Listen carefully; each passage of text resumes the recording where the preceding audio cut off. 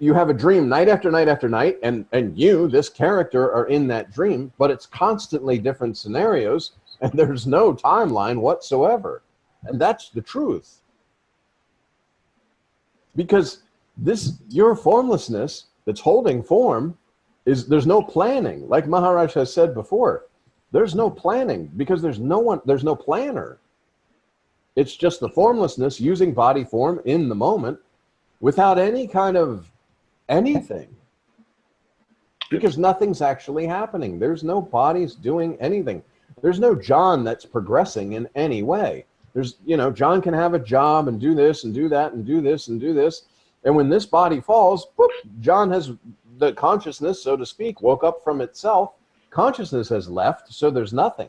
It's just you, the you that you are, completely and totally formless and unaware of your own self. And this John that was kind of an addition inside the consciousness, an object in consciousness, is no more because the consciousness in which John was an object is no more. So how can John the object be there if the consciousness which John was the object in is no more? It's just your own selfless self. Prior to beingness, prior to any movement or any ideas or beliefs, prior to clicking with the body, not even the just I, because the just I, the sense of presence, is felt inside the consciousness, and the consciousness will leave you. But you will witness this conscious leaving you and know.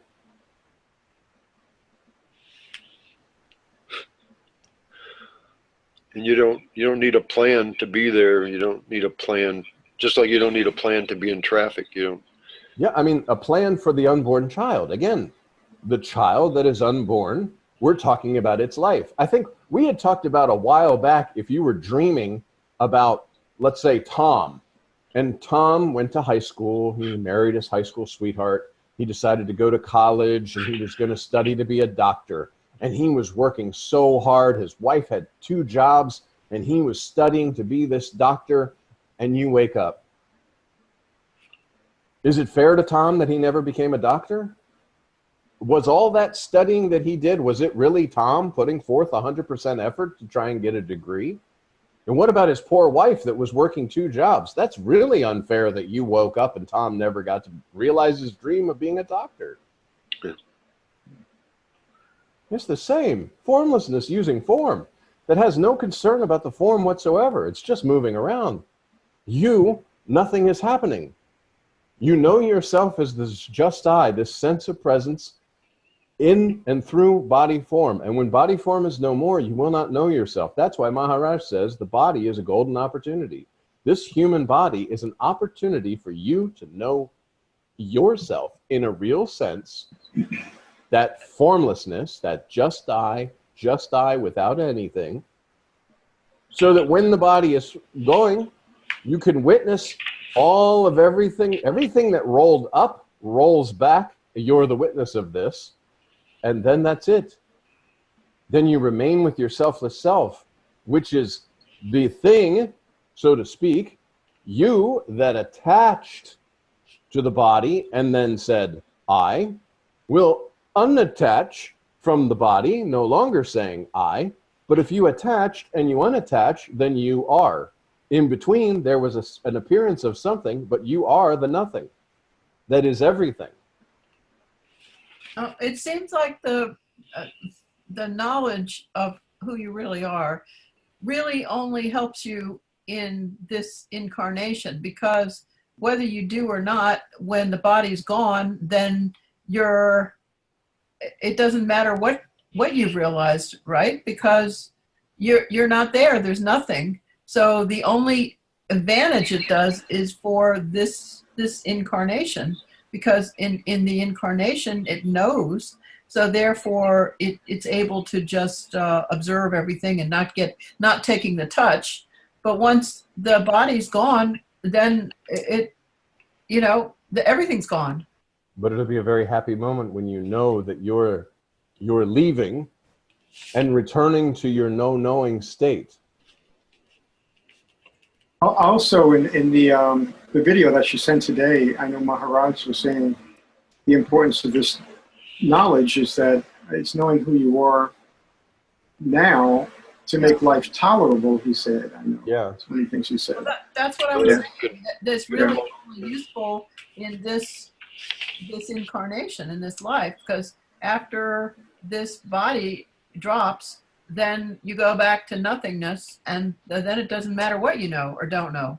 True. But the fear of death, that's the thing. Like Maharaj says, the fear that I am dying, this I am dying idea should not be impressed in mind as you are in that state. It can't even be thought about. Yeah. And when you know yourself in a real sense, like you just said, okay, I'm the formlessness that's using form, that's returning to the formlessness, because I never actually was in form. The form was inside myself, and I'm still there, but the form is no longer inside myself. Unless you're attached to the form. Well, and that's the thing. If you're believing I am dying, then Yeah. like Maharaj says, death will be very terrifying and scary for you, because you'll start to relive all the things that you did, and you'll want to hold on. Just like Maharaj uses the example of the ant. You pour water and the ant freaks out and runs away, because presence inside the ant, believing that it's that ant body and will be finished, wants to survive no matter what.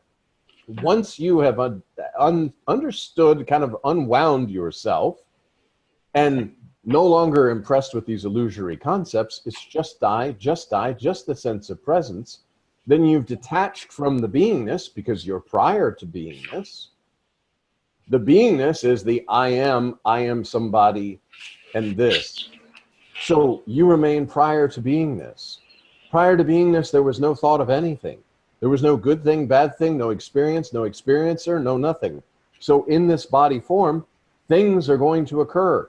Good things are going to happen to this body, bad things are going to happen to this body.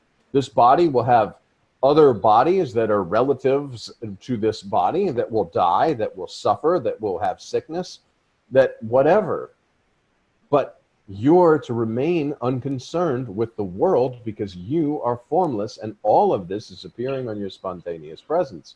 Therefore, there's no need to take the touch, no need to grab the mind and to hold on with dear life, literally, like, oh my God, I do not want to die, oh help me. This is not good, because it's not the reality.